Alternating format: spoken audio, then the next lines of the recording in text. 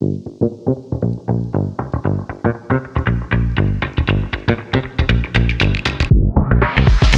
going on, everybody? Welcome to another edition of Talking Elite Fitness. I'm Sean Woodland here in the studio with Tommy Marquez. Tommy, how you doing?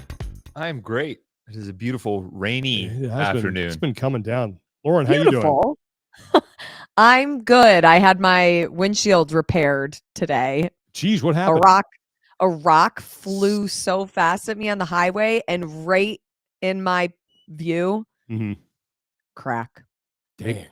Was it like a little one and then it grew, or was it like instant spider? You got to get that fixed. No, luckily it was very, very tiny, and it stayed tiny until it got fixed this morning. So we diverted the spider. I'm glad that we got that taken care of. Yes. Here's what we're going to talk about today.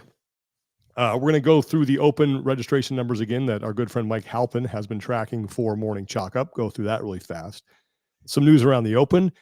One of our questions going into this season was, what other super teams will emerge? Well, we're getting an answer to that. We have another one that has entered the fray. And then we had a conversation Tommy and I did with Sam Kwant, who's coming off that third place performance at Wodapalooza, and got some good insight to him about his upcoming season and just how he's been training and what he looks to change and his goals for 2024. So looking forward to that. But before we get to all that, we want to thank our sponsor for today, and that is Thirdsy.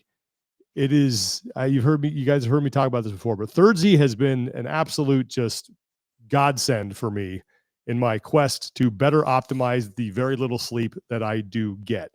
It is a nighttime recovery collagen drink. You take it about an hour before you go to sleep. It tastes great, by the way. Fantastic. I mean, it tastes strawberry. Amazing. Yeah. Nice little treat before bed. It's fantastic, right? Take it about an hour before you go to sleep. It'll help you fall asleep faster. And I am terrible at falling asleep. It has absolutely helped me fall asleep faster. It has helped me get more out of the sleep that I do get, so that when I get that minimal amount, I wake up, I feel like, all right, I can make it. And I sleep deeper when I am asleep for sure. Why? It's because Thirdsy has magnesium, L-theanine, and GABA. Those are all included to help your central nervous system and support deep and REM sleep. And it doesn't have any melatonin in it. Yeah, which is big. Non-habit forming. You don't have to worry about the melatonin grogginess or messing with any of your natural kind of brain chemistry as far as making sure that the melatonin releases happen without the assistance of a supplement. Plus, I love all the amino acids and additional supplements that are there on top of it, including the collagen protein as well. So you get a little bit of both. You get to go to sleep. You also provide your body some nutrients and recovery while you are asleep too. So it's been a game changer for our house too. My wife loves it. I love it. And I'm glad we have some, especially, coming into the season now, because once things get rolling. No, I know right where that stuff is. It almost comes out of a holster at night. Like, bam, Thirdsy. Oh, here we go. And I start to panic. Sean shot first. When I get low on it. Yeah, that's right. When I travel, I will leave my skincare routine at home to make room for my Thirdsy. That's right. Yeah. Wow. That might be the highest praise that's big. That you can get right there. No, it is like this is like the first thing that I pack going on the road. Yeah, so absolute game changer. Check them out at thirdsy.com. That's pardon me, I can't spell. THIRDZY.com. You can use our code TEF. You'll save 20%. If you're watching this, just scan the QR code that's on your screen and it'll take you right there. 20% off your first purchase. Trust us, this stuff is fantastic. It will always be a part of my nighttime routine. I don't know how I'm going to, it's it. I'm for the rest of my life. Yeah. Thirdsy. Love it. Okay. I was going to say, Lauren forgot to mention that her nightly skin routine is actually 3 fingers of Glenlivet into a lowball whiskey glass. Hey, whatever. She comes from the Ron Burgundy school of skincare. Whatever gives you that natural glow. That's all that matters. It's the best. All right. Well, let's get into it. Thirdsy.com. TEF, that's a code. You'll save 20%. First thing we want to talk about was with the open barreling down on us. We have, courtesy of our good friend Mike Halpin over at the Morning Chalk Up, we have a look at the open registration numbers. And I'll go ahead and throw those on the screen right now for those of you that are watching this. So we're in the ones that I always kind of go immediately to, because more often than not, at least the couple first graphs that he has are going to remain the same week to week, because it's more of a macro look at year over year. So past 7-day comparison year over year. Now remember, we started earlier this year, right? And the open is starting later. So that period of, oh man, I haven't registered yet, let me get online and do that, really hasn't hit. That'll probably be another couple of weeks. So right now, the last update we have was January 31st. Okay, so 2024, right now, we have 95,866 people registered. Same time in 2023, it was 132,203. So we are down at that point. But again, keep in mind, we have not hit the urgency period that we were probably in at this point in 2023. Yep. It's been an increase of about what, 3,000-4,000 a day? Yeah. So that's been pretty steady. It is with the 2022 numbers, it is starting to have the gap narrow, because going back the week, January 25th, 2022 and 2024, there was a 34,000, give or take a few, registration difference in favor of this year. And then now at January 31st, a week later, that gap narrows to about 26,000. 30. Wait, no. Did I read that wrong? What? Never mind. Well, right now, right now we got 95,000. 2023, it's 132 at this point. Yeah, I actually goofed that up. I totally wrote those numbers down wrong. Never mind. Math. Point withdrawn. Yeah. I award you no points.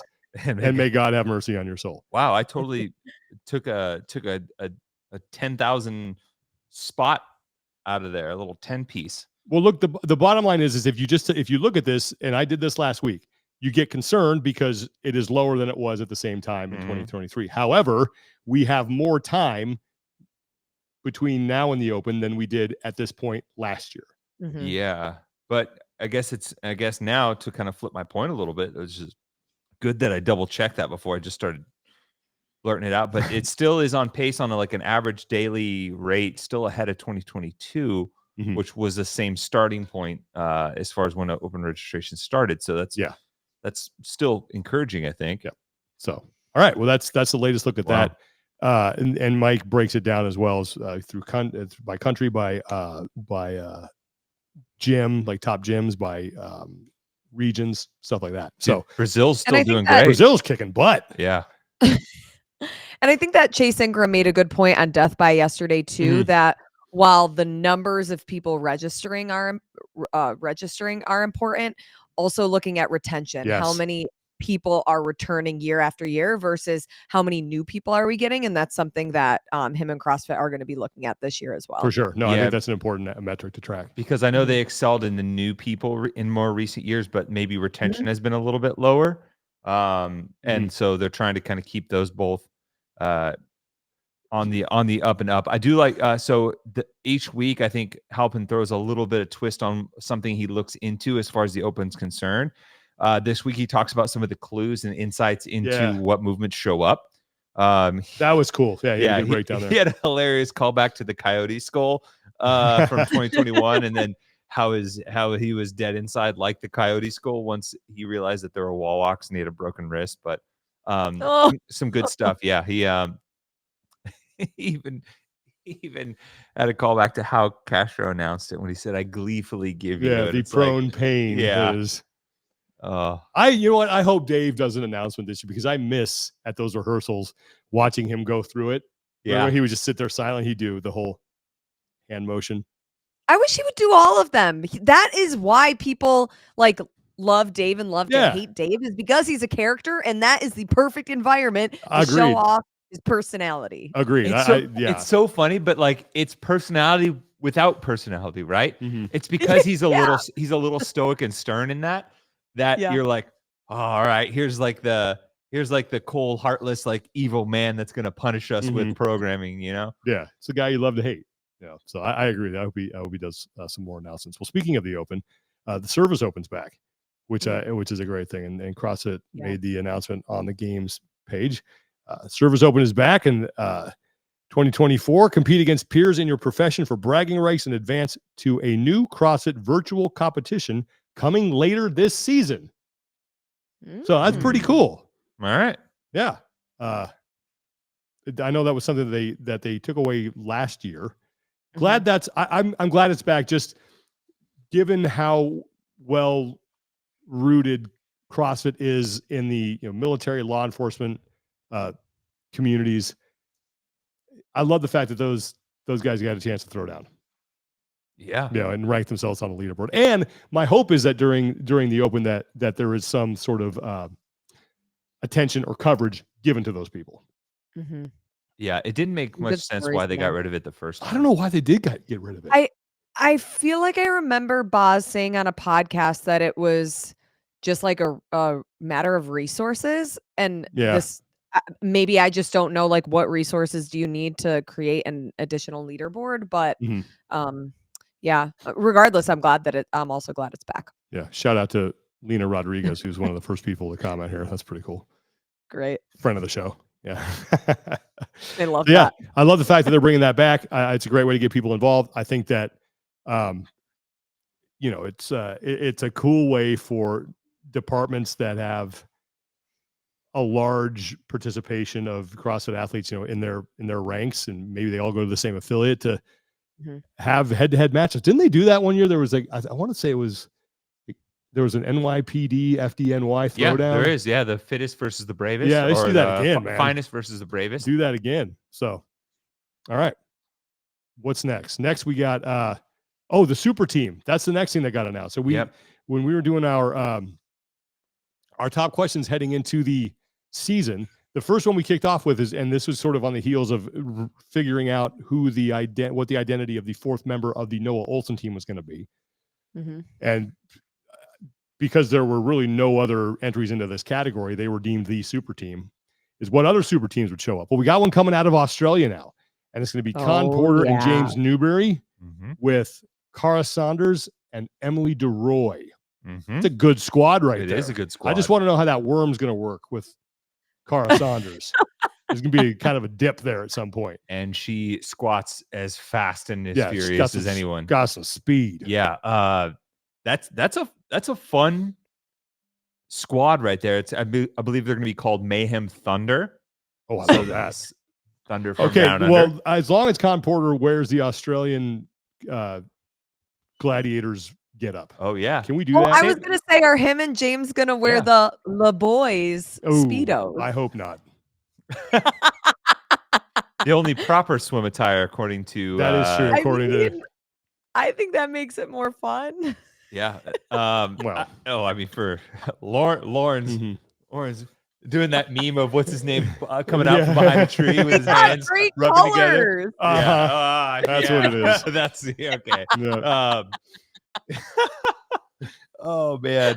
But really, I think the hope is that this can finally be the team that breaks into the top 5 and finally is the first team from that region to make it on the podium, because teams from Oceania, previously the Pacific region, previously Australia, have never cracked the podium, and they've finished 6th as the highest best finisher 3 times. 3 times.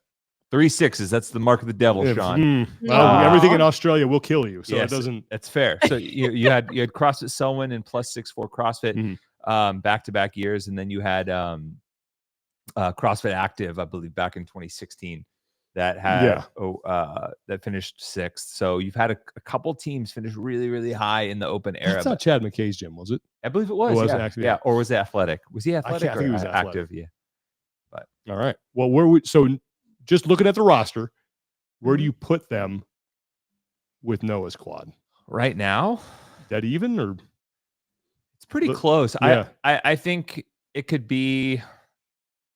I like what I saw from Con fitting into that Reykjavik team a couple of years ago, as far as adapting into that team competition and really being able to kind of go full berserk mode at times when he needed to. I think this is a good transition piece for Cara, obviously having expanding her family, maybe not as motivated to go individual and tackle that with her business, family, all of those things. Yeah. M. DeRoy coming off a 40th place finish at the games, makes it as a rookie, probably has as we call a welcome to the league type weekend, and maybe not the best performance as she maybe expected, but now she's surrounded by like legends in that region and experienced athletes from that cohort that can kind of help her along her development, because she's only 23, so she'll be back on the individual side at some point, and then let the team competition be a springboard for that next evolution of herself as an individual. And then James, I think he's just in a different mindset as far as training and competing is concerned. And this is an opportunity to compete alongside some friends, business partners, people that he really enjoys, have a blast doing it, and still have that physical pursuit. Because let's be honest, he's someone that's always chasing things when he was doing a triathlons and an Ironman and all those other physical pursuits. So it makes a lot of sense that a lot of these pieces would come together. And this kind of feels a little bit like what we were hoping for from the Torian Black team last year. Yeah. But weren't quite able to fit into one of those top 5 spots. Okay. Looking forward to seeing how that plays out. And I think just an interesting thing, little side note here, is that as we get to semifinals, now this is another sort of big name athlete that we thought would be competing for an individual spot on the women's side, who's now out of the mix, and a qualifier from last year. So Carl Saunders is not going to factor into that, nor will DeRoy. So that's an interesting little. And depending on how they process the region exemptions too, it's very possible that Ellie Turner could not be going back to right, exactly, because now she's been in the United States another year, as I think a good case that her residence is here on the West Coast of the United States. And so, did you see? They said that Ellie Turner's was denied, and she'll compete. I didn't see that. Was that? That's official. Yeah, I mean, it was on her Instagram. Wow. Okay, I did not see that. That's interesting. That? Yeah, that they denied her. Well, either way, I mean, it's for her. Now Ellie has got to be a favorite to qualify again from down there. That was, she posted an hour ago. There you go. Breaking news. Yeah. Wait, really? Well, I don't know. She said, in light of recent news from CrossFit, that I would once again for the third. Was it that one? January 30th. The barbell spin put up a story. Was that a day ago or 2 days? I don't. 30th would have been 2 days ago. 2 days ago. 2 days ago. Yep. Yeah, that they denied her exemption. Man, that's crazy. Yeah. I kind of thought she'd be a shoo-in. Yeah. I'd be interested to hear what the rationale behind that decision. I mean, is. she comes right out and says it. Because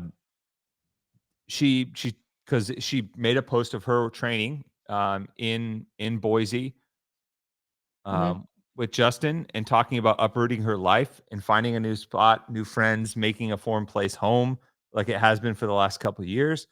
And then she says at the end, honestly, I'm fed up with CrossFit. I'm fed up with their decision making and not being willing to work with the athletes on anything unless it's on their terms. Their inconsistencies and bending the rules only when they want to. I'll slowly be addressing more of the facts, but for now, I'm taking some time to take care of myself. Wow. I'm looking for that post. Can you show it to me? Because I want to throw it up on the screen. What's the image? That's it's I didn't even see that one. It's a reel. Yeah. Got it. Okay. Yep. All right, I'll pop this up here. So if you're watching this, you can see that. So yeah, there it is. Yeah, that's unfortunate. I would believe that she has done as much, if not more, than some of the other athletes that have gotten these exemptions. And I think it's very clear that she's been here and has lived here and has trained here. Well, here's the thing too. This is from what I know, this is the first one of these that has come out, right? And there will probably be other people who are applying for this. Yeah, but she was very open about. Is the same standard then applied? That's all I'm asking for, right? That I don't know if that makes it. It's not going to make it easier, but is that going to be? Roman Krenikov was approved again for a region exemption. But he was last year as well. And but what? Correct. But right, that's what I want to know. It's like, what's the separation there? Like, right, and Katrin David's daughter had an exemption last year. Right. That's why I thought Ellie would get one this year. Yeah, I am curious what the reasoning is behind it, and we should Mhm. reach out to somebody and ask Yeah. to see if they would just clarify that. Absolutely. Um, Okay. Well, we'll because keep an again, eye on what that we one. don't know is what we don't know, we don't know, but it would Yeah, be but nice to have some clarity. at least on the sniff test, though, this feels like something that like she is here to train with her coach, her boyfriend. She lives here. She's Mhm. uprooted her life. She's been here for multiple seasons on end now. Like, I don't know. This I just like I'm with you, but I just want to hear sure. what the rationale is, and then does that hold throughout similar cases? That's it. Right. Yeah. Okay. Well, more to come on that. And like you said, Lauren, we'll try to get someone on who can answer those questions in a definitive manner for us. Okay. We talked with Tommy and I talked earlier today with Sam Kwant. He is a guy who's coming off a third place performance at Wodapalooza. He's been in the top 5 at the games on the podium once, twice, 2 times in the last 3 years. He's been inside the top 4 once on the podium, and is a guy that often gets overlooked. And we wanted to talk to him and see, like, hey, how do you feel about always kind of lurking in the shadows and people not noticing you? Asked him that question. Talked about his training. Talked about some of his learnings from Wodapalooza a couple weeks ago, and what he hopes to accomplish in 2024. So here's our conversation with Sam Kwant.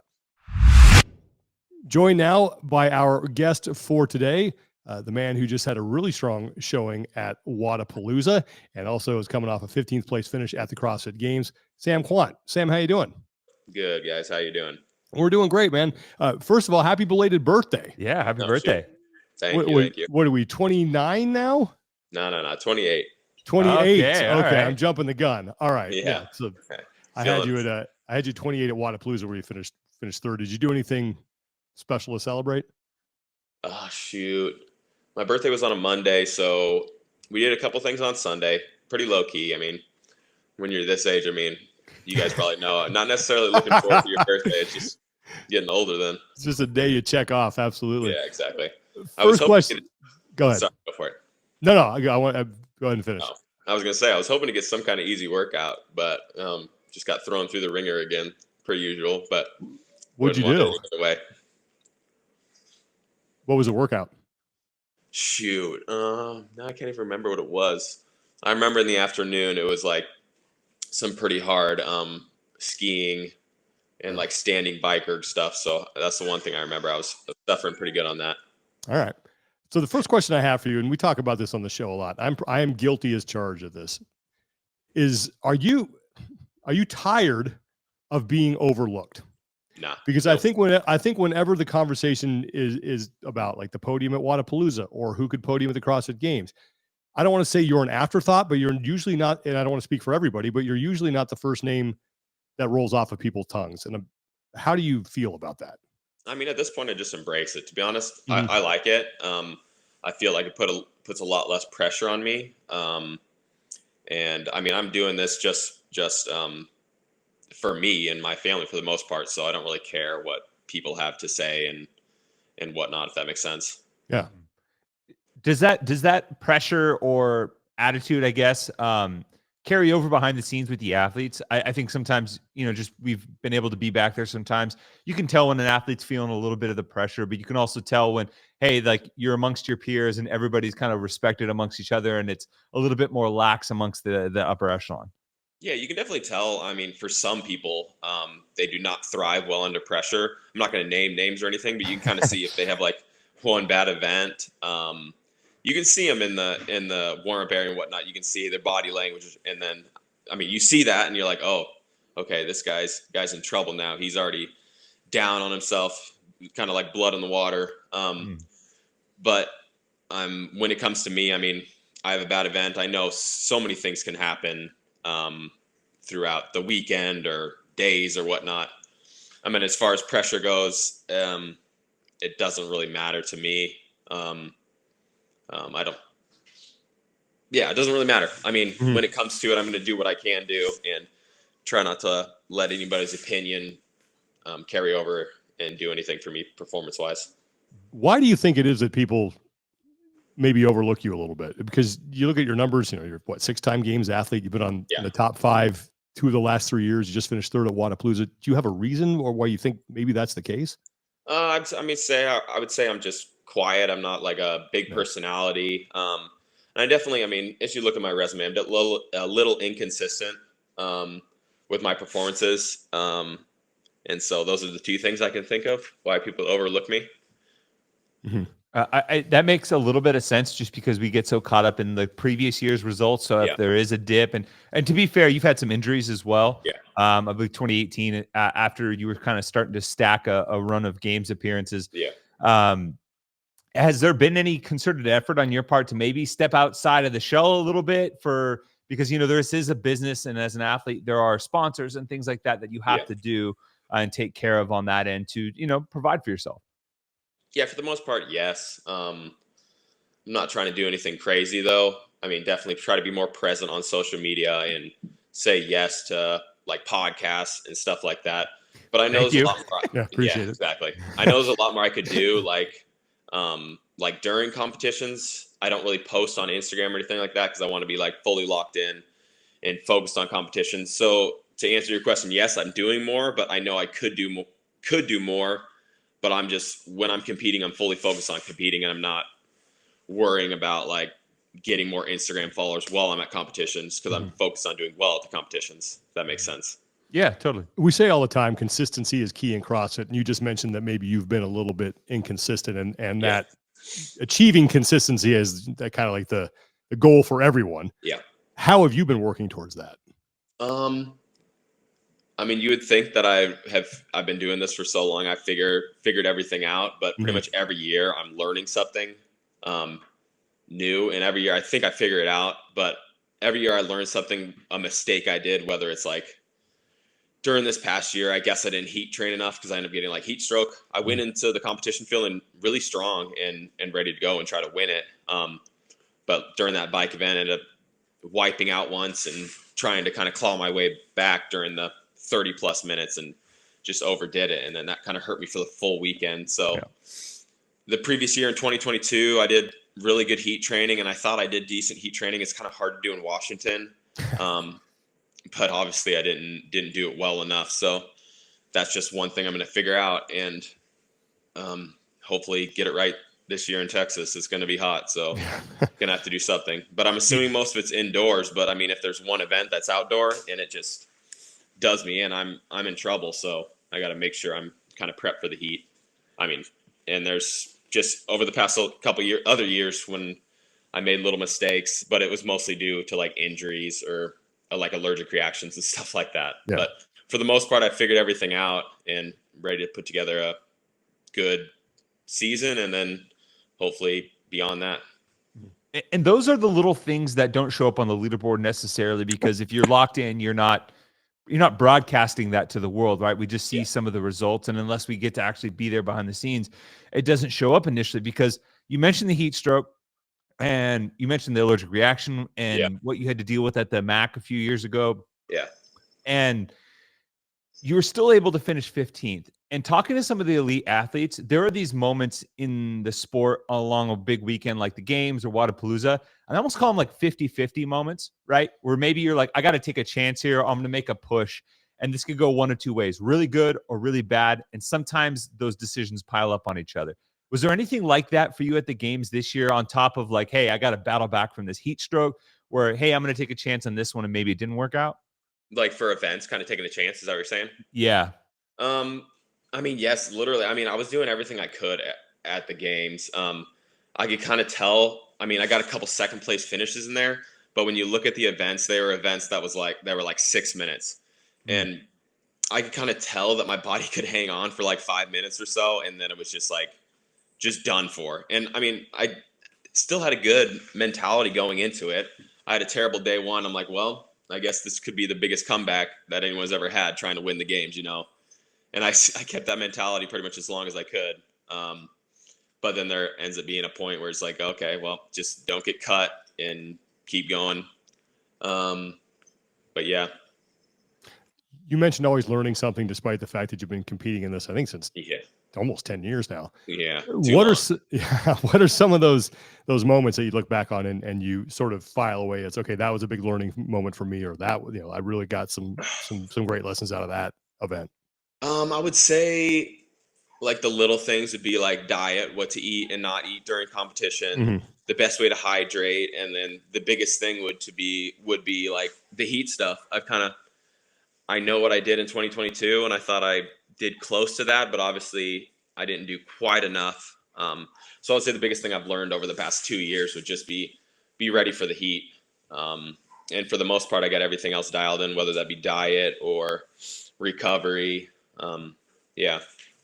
And you mentioned that it's tough to do some of the heat training in Washington. What have you done in those lead ups to games that you feel like got you ready in the right way? I did some gnarly stuff. To be honest, I don't want to give all that away. I feel like that some of the stuff I did is people aren't thinking about and pretty brutal. So I'm gonna keep that to myself till I'm done competing.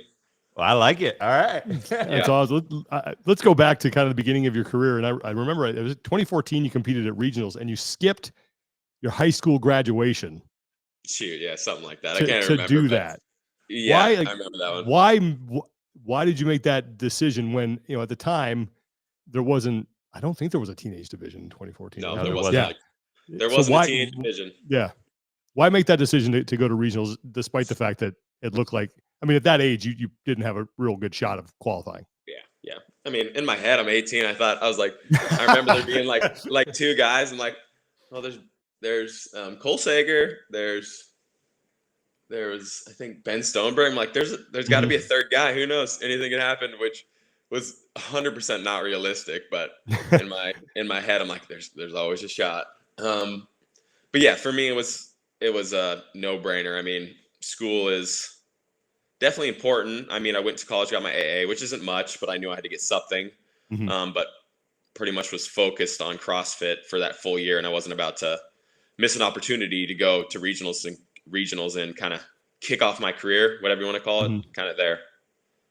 Yeah, I mean, school is important, but CrossFit is importanter. I feel, yeah. I feel like a lot fewer people have the opportunity to compete at the CrossFit Games than go to a high school graduation, But but you are, a decade into competing at, the regional semifinals level or beyond. Are there any other things, whether it's like outside competitions that you want to travel to, places you experience that are almost on the bucket list or checklist that you want to knock out as a privileged piece of being an elite athlete? That's a good question. And to be honest, I haven't really thought of that. Right now, no, don't have any plans or any desire to go. Like, I mean, some people probably say go to Dubai and compete at Dubai, but I don't really like traveling for competition, so I don't really want to. But I would say for me, I really enjoyed going to like Rogue, and I mean, this past year at Wodapalooza was pretty dang fun. So I mean, that's something I look forward to, but not like a bucket list thing because I've already obviously done it. But I mean, definitely when I'm done with this, me and my wife and kids are definitely gonna be doing some more vacation type stuff, which we have not been able to do because of what I do. Yeah. Coming out of that first regionals when you were 18 years old, what was your perception going in and what was your perception coming out? Shoot. I mean, going in, I was just trying to probably mostly have fun and obviously do my best. And then coming out of it, I mean, definitely like some belief in myself, but I would say truthfully, I had more of my coaches and people in my gym telling me how good I could be after watching me there. And that kind of maybe it's not right, but that's kind of what fueled me going forward. Everybody kind of giving me belief in myself, letting me know like, hey, you could do this. You could be a games athlete, and whether or not believe that, but that's what everybody told me. So I kind of went off that and just kept the ball rolling. And it's crazy to think of how much the sport has changed since then. Obviously you started at regionals and you were even doing the open a few years before that, in your mid-teens, to see where it's at now. And we have a lot of these young guns coming up that are kind of in the same track as you, as like really growing up in the sport at the top of the sport. And what do you see now from those young up and comers that are kind of following in your footsteps a little bit? I mean, truthfully, especially looking at Wodapalooza, we had some young guys like James. I mean, James is from the Northwest, so I've trained with him a decent amount, and I know how good he is. But some of these guys, like, they showed up at Wodapalooza, these young kids, and they're like, oh, okay, well, they're legit. And I mean, you see Down Pepper, those guys. I really think that those kids have like found really good coaches that have kind of brought them up correctly. Because looking at a teenager kind of coming up, you can definitely overdo it and kind of get hurt. Which you kind of see with some teenagers. They like show up, win the games as a teen, and then they get hurt. And then they have a dip for multiple years, or they just don't come back. So for those teens, I think they've kind of found a good coach that has kind of showed them the way to do it right, and they're being successful, obviously. 2020, you had a breakout year in that the games that were held really close to us in Morgan Hill with 5 people. You take second. What did that breakout year and that achievement do for you moving forward? I would say, I mean, it helped me a lot with sponsors and making it like a full-time career. And then it gave me confidence knowing that, hey, I just placed second place at the games. I mean, so I should be at the top and what I'm capable of. So it just gave me a confidence boost to know that, hey, you're like one of the best here, and you can win this thing. Some people look at that year because there's only 5, and then they had the online portion, and might put a little bit of an asterisk by it just because it was not like a normal year. Is that fair? And if not, why not? Shoot. I mean, I look at that and see what people saying that. I mean, maybe they can say it, but we all had to do the same thing online with the coaches, with the judges. So it was a fair playing field. Everybody had to just make it work.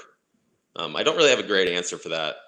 I think that it was pretty fair, and the top 5 went, and we competed. Yeah, I don't have a great answer for that one, but I in my head, there's no asterisk next to it.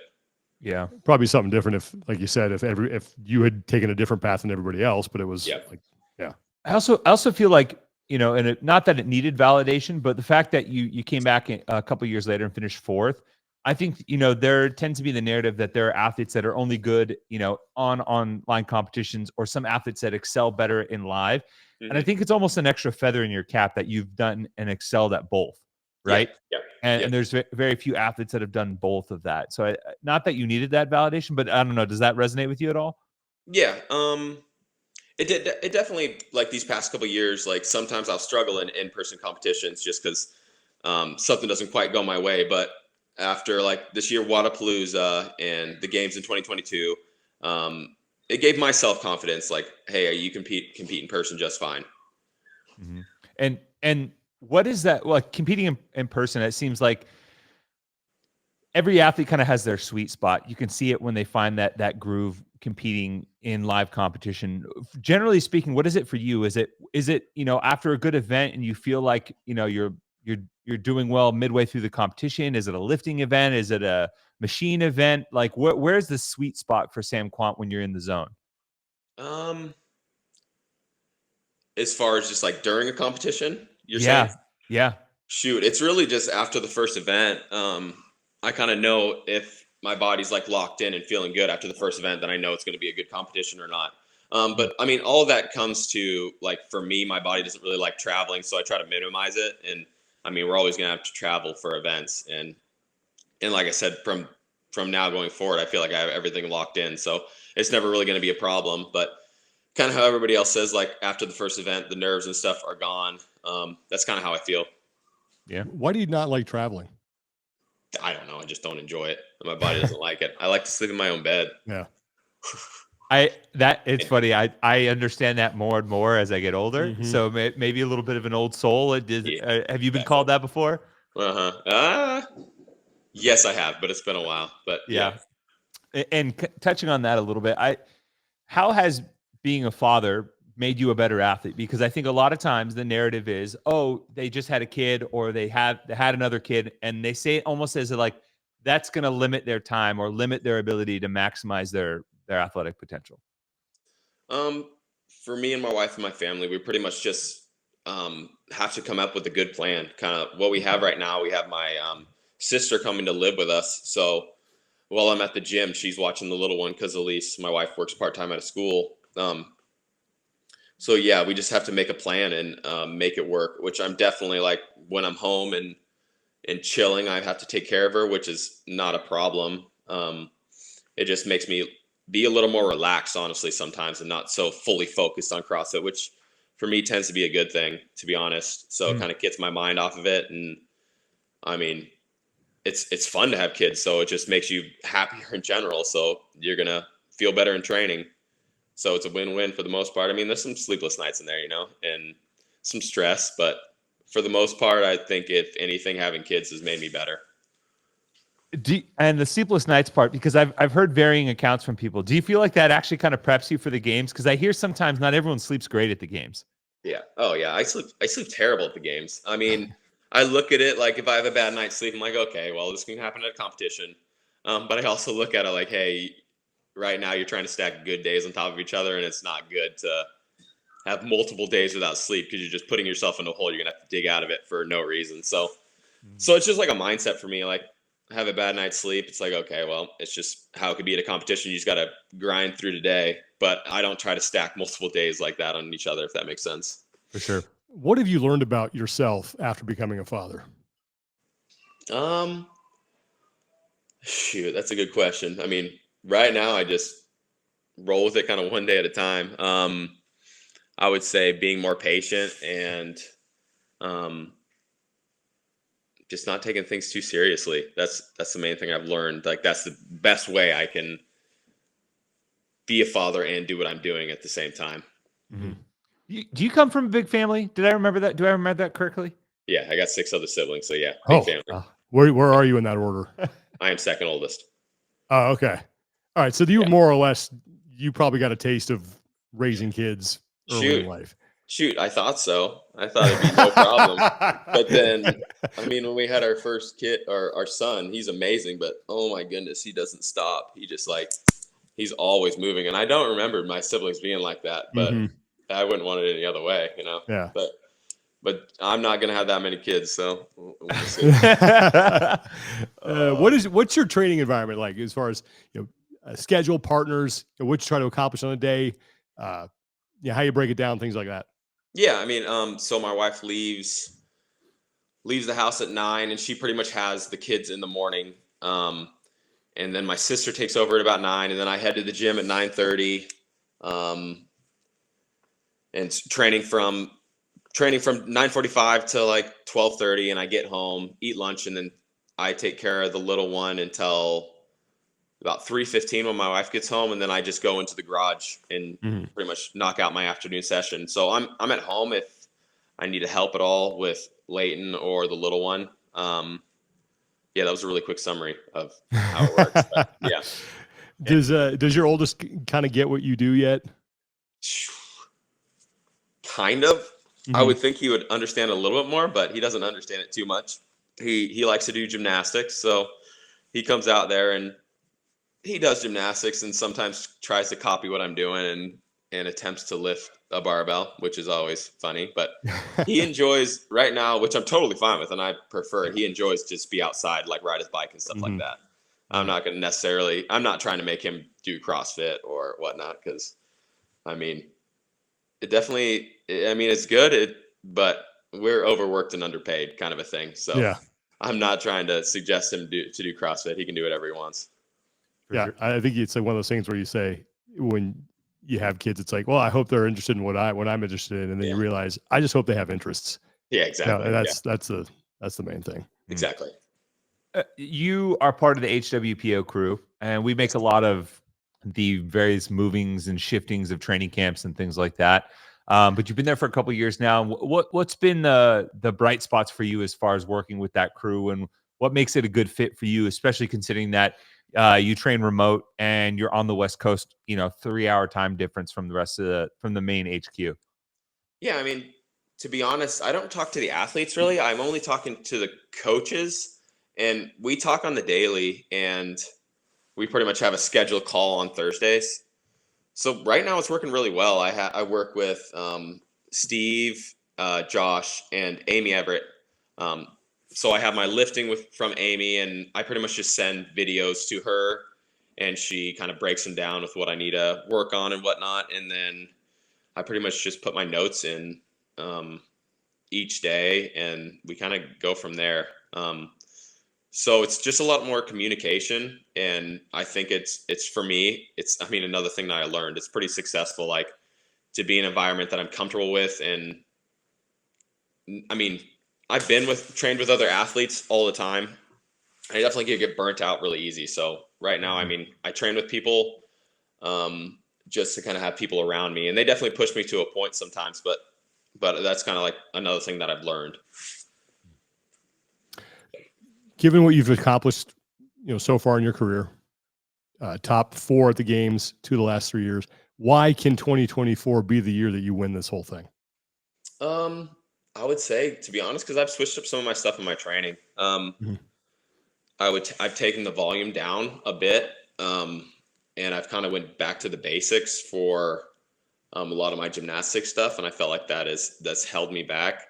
And I'm really getting a strong base, engine wise and strength wise, like going on some really hard lifting cycles, because sometimes strength has held me back as well. So really just like breaking down and starting with a big, strong foundation and kind of building up from there. I mean, you could see, Wodapalooza, I performed really well, but we were still kind of like in the building phase for some of the stuff that we're working on for this year. And you mentioned, I think it was an Instagram post that you kind of viewed Wodapalooza as like the start to the season. And I'm curious, what were some of the goals? You mentioned you're in the build phase. Maybe what were some of the goals for the competition, and maybe a little bit of recap of what did go well, what didn't go well, and what were some of the feedback pieces? Yeah, I mean, going into any competition, I mean, I'm trying to win. I wasn't sure what to expect. I felt like I was in pretty good shape, and I was also kind of excited to test some of the new stuff we've done. Like I had said earlier, we took volume down a lot. So I wasn't sure how I'd feel like on a second day of competition compared to if you look at my like performances in past. Like I've always like excelled on the last day and whatnot. But I was feeling really strong on like day 2. I wish there was another day, because I feel like I could have made even a bigger push. But looking back, I was really happy with pretty much how everything went. I felt strong. I mean, I would have liked to have done a little better on the lifting event, but that lift for me was pretty good. And then taking pretty much all top 5s in every event except for the last one was kind of just showing to me that some of the stuff works. And I wish I would have done a little better on that last event. I was I don't know what the word for it is. I kind of slipped on one of the lunges and tweaked my shoulder. So I kind of decided like, hey, let's hold back a little bit. I thought I had second locked up, and I could tell that Ricky was out of reach. So I kind of let back on the gas. So that's the only thing I really would have changed. Probably pushed through that one event a little bit more. And that's a mistake that I made. If it was the games, I probably would have went for it. But I decided in the moment, like, hey, it's not worth it to hurt your shoulder more than what you already kind of just did. We've got the Open coming up here in a couple of weeks. How do you approach that? It's really going to be, for the most part, just another day of training. We're not really switching too much for it. I mean, we'll probably just really hit the Open workout in the morning, and then in the afternoon, maybe keep it a light afternoon. Really just minimize the stress as much as we can during the Open is kind of the plan. I mean, obviously, we're going to try to attack the workouts, but it's not going to be a huge part of the season, Final question I have, and I like to ask this to all the athletes we talk to as we kind of get into the season. But other than the obvious of standing atop the podium in Fort Worth, what needs to happen over these next 8-9 months for you to look back on 2024 and say, okay, that was a successful season? I would say I'd be satisfied just being on the podium at the games. I mean, I'm 100% trying to win, and that is the goal. I'll be a little bummed if I don't just win, but I would say looking back, I'd call it a successful season if I'm on the podium at the games. Nice. All right. Sam, thanks so much for taking the time. Happy belated birthday. And I hope you get to see the sun up there in the next couple of days. Yeah. Hey, thanks for having me on. All right. Big thanks to Sam Kwant for taking the time to talk to us. I like that guy. We were saying, Tommy and I were saying after the interview, Sam Kwant is like a fullback or a blocking or tight a end. blocking tight end. He's just that guy who comes in, does his job, not flashy, doesn't get a lot of the recognition, but probably the reason why your running back just went 50 yards for a touchdown, because he threw a key block and he's not looking for any recognition or any of the glory. Has probably has a neck roll. Yeah, he's Daryl Moose Johnson. Yeah, something like that. So I just a dude that brings his lunchbox to work every day. One of those athletes. And I think that's the first time in a long time I've spoken with him. And it is somebody who you absolutely have got to keep your eye on, or at least keep in the back of your mind when you're talking about who can finish in the top 5 of the CrossFit Games. Because like I mentioned to him, the past couple of years, last year was not the case. He finished outside the top 10. Mm-hmm. But before that, he's been there. He's shown that he can do it. And for whatever reason, he just gets overlooked. It also goes to show how fickle performance at the CrossFit Games can be, right? Mm-hmm. He mentioned a few of the things that have held him back and led to those inconsistencies, whether it's an allergic reaction or heat exposure, right? Mm-hmm. Like we forget how sometimes athletes just a little bit of this and you get heat exposure and then you're playing catch up the entire time. And he still clawed his way back to 15. Yeah. So, and look good at Wodapalooza. Yeah, like you said, if he had another day, he was the one he was probably the athlete that was most comfortable in the rain. Yeah. He's like, this is back home. Exactly. This is just Thursday. People up in Washington see the sun. They think they've offended some sort of deity. Like, what have we done wrong to deserve this? There's a giant ball of fire in the sky. It's back. Bring back the clouds. Oh, man. All right. Anything else we got to get to before we sign off here? Good? Yeah. All right. Well, like we said earlier, we will try to track down some answers on the Ellie Turner thing. Continue to pursue that and wait and see what happens with other athletes who are looking for exemptions. So, all right, everybody. I'm out next week, so it's just Tommy and Lauren. This is my last show in my 40s. Oh, wow. Jeez. Wow. That flew by. Yeah. Or if you're a patron, we got Q&A tomorrow, so you get to see the last view of Sean as a spry young 49-year-old. Those are two adjectives I would not use to describe me. Spry and young. All right. Oh, this is great. Well, everybody, thanks for hanging out. Thanks for watching. Thanks for listening. Appreciate all the support. Got good stuff coming up, man. Like the Open's coming. Have you signed up? I haven't. I have not. All right, so you got 2 more coming. We're going to get there. You guys keep saying that on every episode. I know. And then it's like, that's what I'm saying. We have not entered that, I really got to do this now phase. Yeah. Mm-hmm. We want to be the 2 difference makers on Halpin's week 4 exactly. 2 registrants out of the North America West region really put this thing over the top. And I'll know if I know that was us. But anyway, everybody, thanks for hanging out. Thanks for watching. Thanks for listening. For Tommy Marquez and Lauren Khalil, I'm Sean Woodley.